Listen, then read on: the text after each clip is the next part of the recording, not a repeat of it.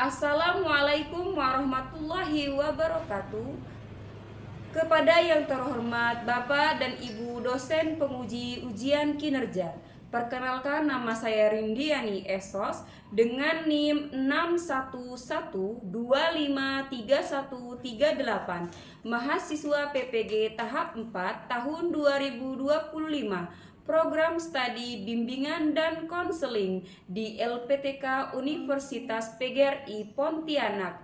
Pada hari ini saya akan melaksanakan praktik layanan konseling di individu dalam rangka penilaian uji kinerja di SMP Ampera Karangdapo. Demikian perkenalan saya. Sekian dan terima kasih. Selamat menyaksikan. Wassalamualaikum warahmatullahi wabarakatuh. Assalamualaikum Ibu. Waalaikumsalam. Selamat datang. Silahkan duduk. Terima kasih Ibu. Bagaimana kabarnya hari ini? Alhamdulillah baik Bu. Alhamdulillah baik ya. Oke. Tadi pelajaran apa? Pelajaran Gurnopi, pelajaran matematika. Pelajaran matematika. Iya. Sekarang pelajarannya siapa? Pak Bagio baru tadi ke dinas, tapi sudah diberikan tugas. Apakah sudah mengerjakan tugasnya? Sudah Ibu. Oke, berarti kamu memiliki waktu ya untuk datang ke sini. Sebelumnya, apakah kamu sudah siap untuk melaksanakan kegiatan konseling ini? Saya siap Ibu. Kira-kira berapa lama waktu yang bisa kamu luangkan di ruangan BK ini untuk melaksanakan layanan konseling ini? 30 menit saya rasa cukup Bu. 30 menit sudah cukup ya? Sudah cukup. Oke. Sebelum kita melanjutkan, marilah kita berdoa. Ibu pilih doanya ya. Ya Ibu. Berdoa mulai.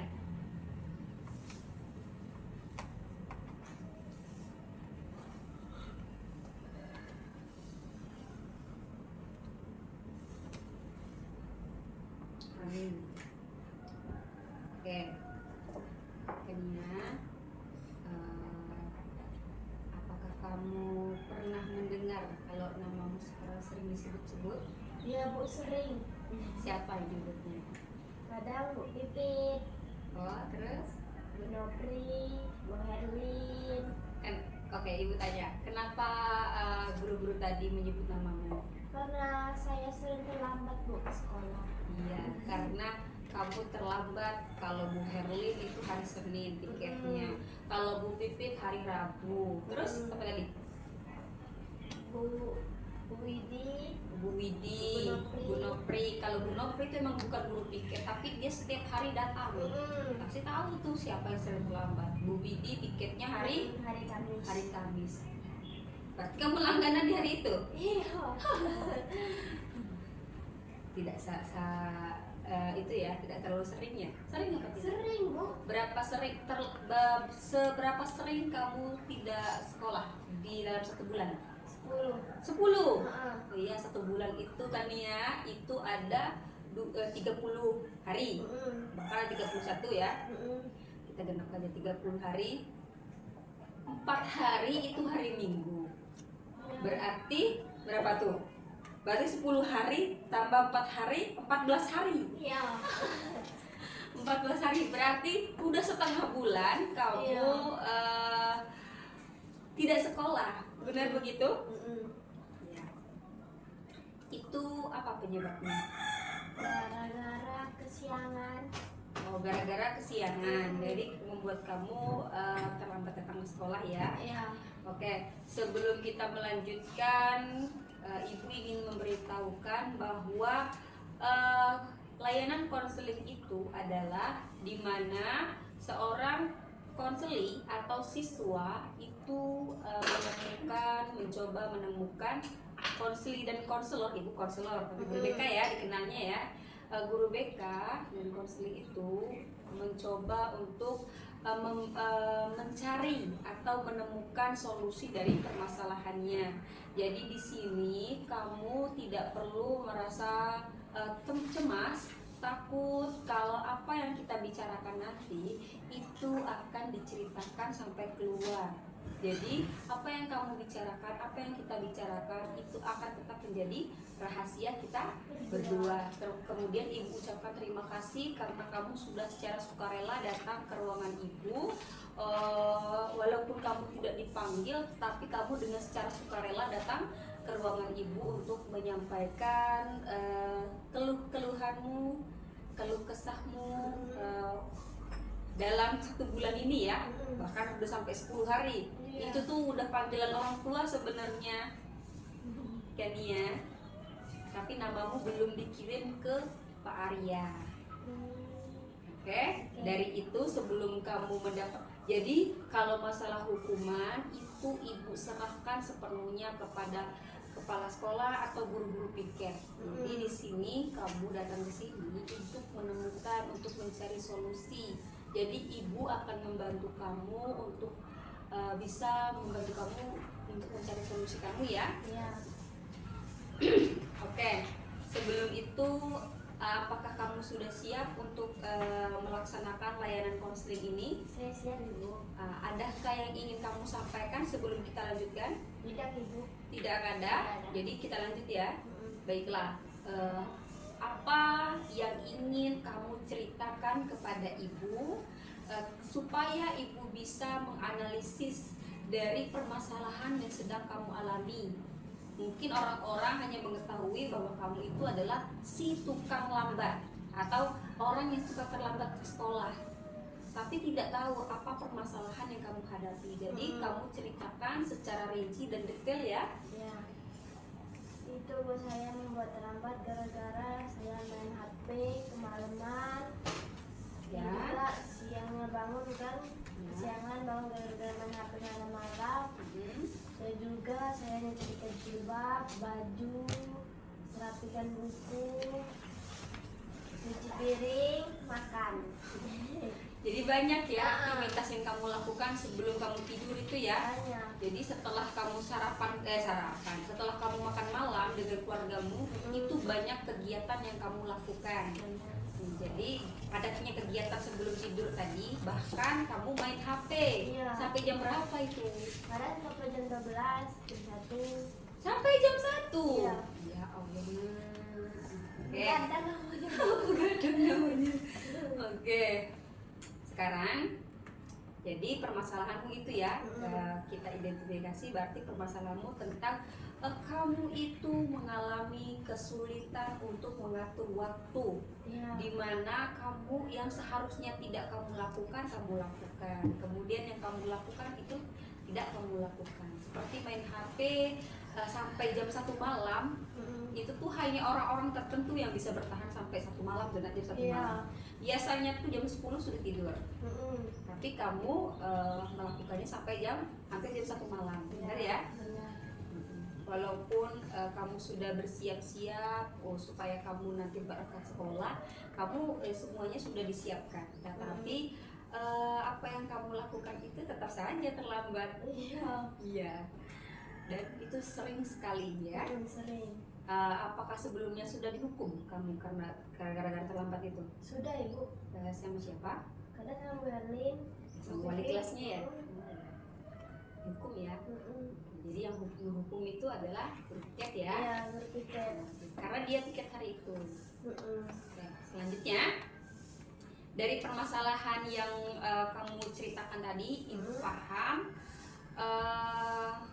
Memang benar nak, main HP itu memang boleh, tetapi ada waktunya.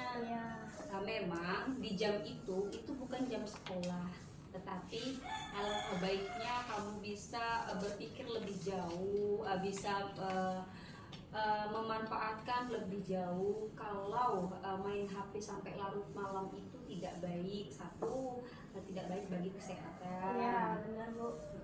Besoknya pasti lemes ya? Iya pasti itu. Ngantuk di sekolah. Ngantuk, lemes ya kan? Terus merasa tidak berdaya. Iya, gak semangat. Selanjutnya karena permasalahanmu tadi yang membuat kamu jadi ngantuk, jadi tidak semangat ya, sehingga kamu sering terlambat Ke sekolah. Oke, selanjutnya Hmm,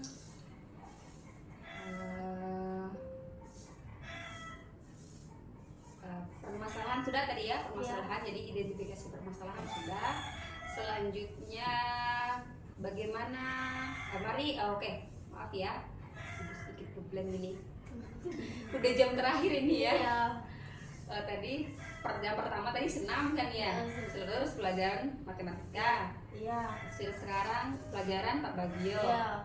Nanti ini ada setelah itu ada jam terakhir lagi kan ya? Ada. Sekitar habis duhur, jam setelah habis duhur itu ada jam terakhir. Dimulai maaf ya. Iya, minta maaf. Enggak apa-apa. Kami kita mencoba untuk bekerja sama untuk menemukan solusi yang bisa kamu ambil. Sekarang mari kita berpikir, mari kita memikirkan kira-kira teknik atau langkah-langkah apa yang bisa kamu ambil, apa yang akan kamu lakukan untuk menemukan solusi, atau kamu teknik-teknik apa ingin menemukan solusi, opsi-opsi yang bisa kamu ambil. Misalnya apa hal yang akan kamu lakukan supaya kamu tidak terlambat lagi bangun. Misalnya membuat jadwal harian Bu. Misalnya Membuat jadwal harian. Iya. Iya, jadi Tidur di jam 9, bangunnya di jam 5 pagi, tidur saat subuh. ambil sholat subuh. Iya. Kenapa kamu sering terlambat sholat subuh? Sering Bu, gara-gara kesiangan jadi nggak sempat lagi. Oke, Ibu perhatikan di matamu ada hal yang berbeda ketika kamu menyebutkan tentang kamu sering terlambat sekolah, berangkat ke sekolah. Terus yang kedua kamu sering tidak melakukan sholat subuh. Apa? Adakah rasa cemas atau takut yang kamu rasakan? Takut Bu, nanti kan kalau nggak sholat subuh pasti dapat dosa. Tapi saya masih melakukannya kesiangan. Seperti itu. Iya, takut pastinya. Jadi hal yang ingin kamu lakukan adalah dengan membuat jadwal harian. Oke. Sudah membuat jadwal harian ya. Terus apa kira-kira apa saja jadwal harian yang menurutmu cocok untuk kamu? Misalnya tidak main HP kemalaman, tidur tepat waktu, misalnya jam 9, bisa bangun pagi-pagi untuk siapkan diri biar tidak kesiangan lagi, bisa sholat subuh. Oke. Jadi dengan kamu menuliskan jadwal harian kamu dari pagi sampai malam, supaya kamu bisa memanage atau mengatur waktu jadi tepat waktu. Sekiranya itu sudah bangun, kamu sudah bangun. Kalau sekiranya itu sudah malam waktunya tidur, kamu sudah tidur. Terus kalau sekiranya itu waktu yang tidak penting, tidak kamu lakukan kan? Ya. Seperti main HP sampai tengah malam, itu tidak. Menurut Ibu itu bukan hal yang sangat penting. Tidak penting Ya, itu. karena itu bisa nomor satu bisa mengganggu kesehatanmu. Ya. Yang kedua itu adalah mengganggu aktivitasmu di hari berikutnya. Oke, jadi langkah-langkah yang kamu ambil yaitu dengan menulis jadwal harian. Oke, Ibu ada lembar tentang jadwal harian, bisa kamu tulis ya apa saja yang kamu lakukan dalam satu hari. Nanti Ibu akan coba printkan, tapi sebelum itu Ibu akan menjelaskan ya. Ibu akan menjelaskan ini adalah jadwal harian, supaya tujuannya itu adalah untuk mengevaluasi atau mengobservasi diri kamu supaya lebih baik, tidak terlambat lagi. Terus mengevaluasi kamu apakah jadwal harian yang kamu tulis itu berhasil atau tidak, atau itu bisa membantu atau tidak ya. Ya Bu. Jadi sekiranya kalau ini berhasil, jadwal harian kamu itu sudah tercapai, apa self reward yang bisa kamu berikan untuk dirimu sendiri, atau bentuk penghargaan yang bisa kamu berikan untuk dirimu sendiri? Bisa nyanyi Bu. Oke. Sambil nonton di akhir minggu pekan. Boleh, bagus tuh. Jalan-jalan. Iya, jalan-jalan. Jadi kamu merasa aku sudah berhasil dengan melakukan kegiatan tadi. Kamu sudah mencoba untuk berusaha untuk mengendalikan waktu, bisa mengatur waktu kamu supaya lebih teratur kembali. Iya. Sehingga kamu memberikan hadiah untuk diri sendiri, diri kamu dengan cara bisa bernyanyi atau menonton film di akhir minggu atau dengan berjalan-jalan. Seperti itu ya. Iya, Ibu. Itu sangat bagus sekali. Kemudian hal yang perlu kamu hal yang perlu kamu perhatikan itu adalah evaluasi. Kira-kira ini berhasil atau tidak ya? Oke, silakan diisi jadwal harian yang kamu impikan atau yang ingin kamu capai. Oke, jangan lupa tulis nama ya. Nanti Ibu akan printkan untuk sampai 1 minggu ke depan ya kan ya? Ya, Ibu. Oke, silakan dikerjakan.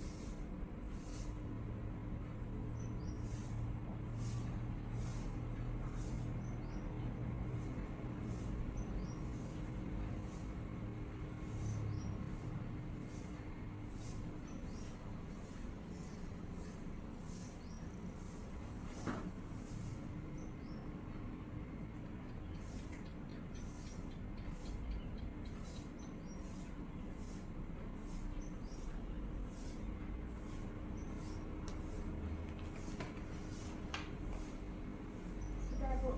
Oke, sudah.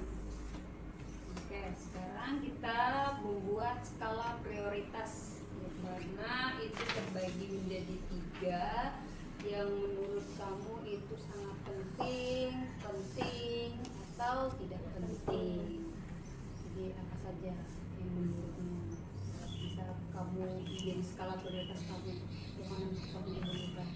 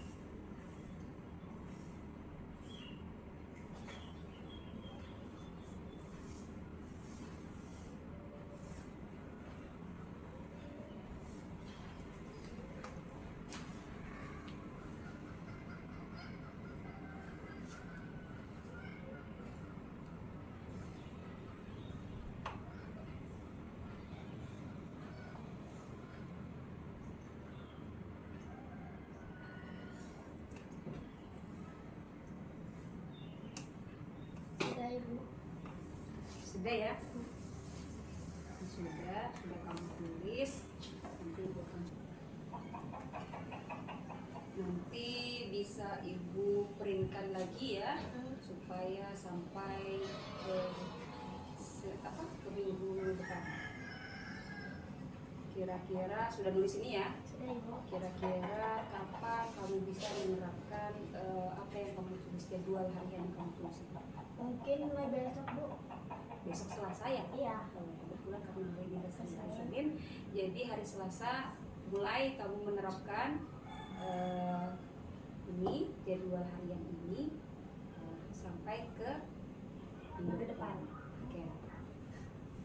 Oke Kania, terus ibu ada LKPD, lembar kerja peserta didik. Silakan kamu isi.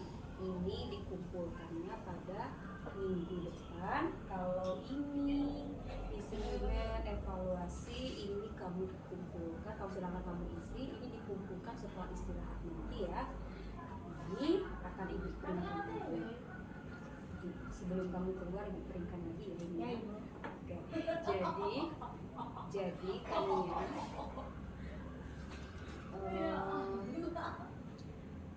udah ya, nanti ibu printkan lagi. Apakah kamu bersedia kalau nanti akan ada pertemuan selanjutnya di 1 minggu ke depan? Saya sangat bersedia Ibu untuk mendapat hasil saya selama seminggu ini. Oke, kamu sudah sedia ya? Oke. Jadi tadi itu kita identifikasi dari permasalahan kamu, karena kamu mengalami kesulitan dalam mengatur waktu, sehingga penyebabnya itu disebabkan oleh karena kamu banyaknya aktivitas yang kamu lakukan sebelum tidur malam. Seperti salah satu itu adalah main HP yang membuat kamu kebablasan kemalaman sehingga kamu bangunnya siang. Oke, setelah itu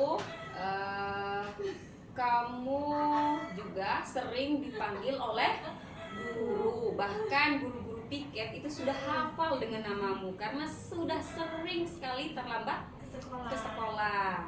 Ya.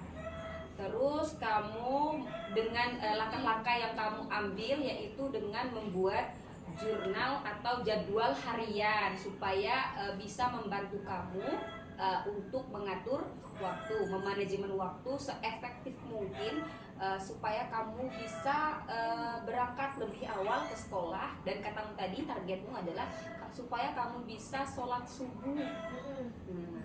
Ini udah sering ya? Sudah sering terlambat bangun, akhirnya menyebabkan kamu tidak menjalankan sholat subuh. Yang paling menyedihkan ya, ibu melihat di pandangan matamu kalau kamu merasa sedih karena kamu tidak melaksanakan sholat subuh, terus kamu merasa kamu sering terlambat bangun, padahal kamu sudah berusaha ya. Iya, sudah berusaha, tapi tetap tidak bisa juga. Terima kasih Kania sudah mempercayai ibu.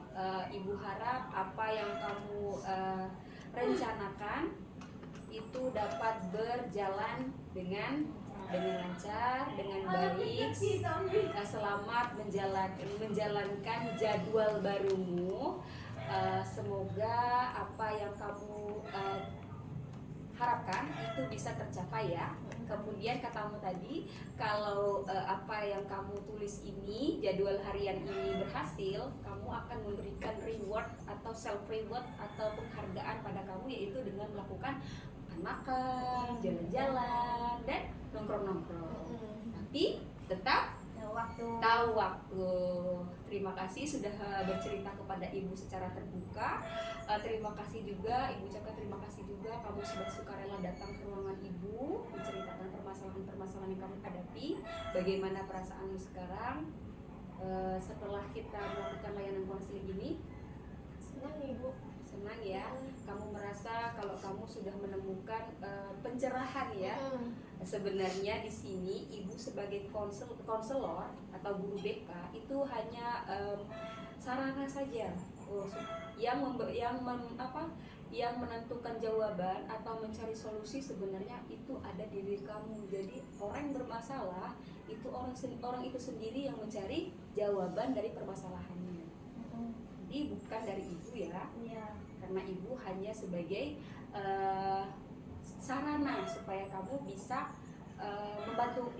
membantu kamu dalam menemukan solusi. Jadi kita sepakat ya, kita akan bertemu di 1 minggu ke depan pada hari Senin ya. Apakah jadwal yang kamu buat itu berhasil atau tidak?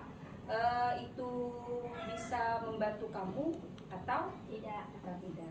Oke, jadi kamu isi evaluasi itu tadi, evaluasi itu di istirahat, terus yang LKPD-nya kamu kumpulkan pas pertemuan yang selanjutnya.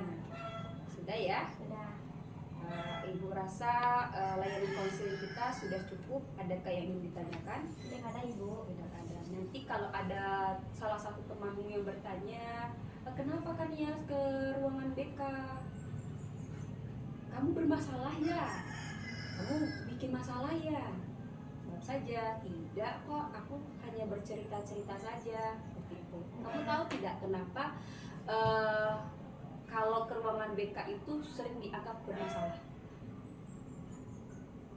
Iya, karena misal kita buat masalah pasti masuk buku kasus, makanya aku kira BK tuh pasti ada bermasalah. Iya, jadi selama ini kalau masuk ke ruangan BK itu adalah anak-anak yang bermasalah. Karena biasanya guru BK itu dianggap sebagai polisi sekolah yang biasa memberikan hukuman. Padahal yang memberikan hukuman itu bukan guru BK, tetapi itu adalah guru piket. Jadi kalau kamu bermasalah di bagian terlambat sekolah, itu guru piket yang lebih dulu kan, bukan ke guru BK. Nah, jadi yang memberikan hukuman-hukuman itu Guru piket. Kemudian kalau datang ke guru BK itu untuk mencari solusi dari permasalahan, untuk menemukan solusi ya. Oke, terus. Jadi kamu pernah berpikir kalau guru BK itu sebagai polisi sekolah? Iya, aku pernah berpikir. Terus alasan kamu datang ke sini tadi kenapa? Gak apa-apa, saya ingin meluapkan solusi saya ke ibu. Soalnya katanya ibu guru BK, jadi saya minta solusi. Jadi seperti itu ya. Padahal yang menemukan solusi itu adalah kamu sendiri ya. Iya. Jadi dari sekarang hilangkan pikiran negatif tentang guru BK ya. Kalau guru BK itu hanya polisi sekolah, bukan. Tapi guru BK itu adalah yang mewadahi bagaimana cara konseli atau siswa bisa menemukan masalah-masalah yang dihadapinya. Jadi entah itu permasalahan karir. Jadi sekarang kamu kelas 9 kayak? Iya. Kelas 9 biasanya tuh berhadapan dengan karir, terus bermasalah tentang diri sendiri, tidak memiliki rasa percaya diri, terus adanya masalah-masalah yang ada di dalam keluarga seperti broken home, itu membuat kamu nilai kamu yang biasanya tinggi dapat juara 1 jadi rendah. Oke, terima kasih atas waktunya. Ibu ucapkan terima kasih. Mungkin ada salah kata yang ibu ucapkan, ibu mohon maaf. Kepada Tuhan ibu mohon ampun. Sudah ya, Sudah. kita bertemu lagi di minggu depan. Ibu akhiri. Wassalamualaikum warahmatullahi wabarakatuh. Waalaikumsalam ibu. Oke, ibu lupa ya. Sebelum kita menutup itu seharusnya berdoa dulu. Oke, kita lafazkan hamdalah. Alhamdulillahirabbil alamin. Ibu tutup. Wassalamualaikum warahmatullahi wabarakatuh. Alhamdulillah, semoga layanan konseling kita ini berjalan Dengan lancar. Amin. dan semoga apa yang kamu rencanakan itu menjadi apa yang kamu cita-citakan, apa harapan kamu tercapai. Terus terima kasih sudah datang ya. Ya ibu. Oke, silahkan lanjutkan lagi ke masnya. Terima kasih Ibu. Assalamualaikum. Oke, waalaikumsalam.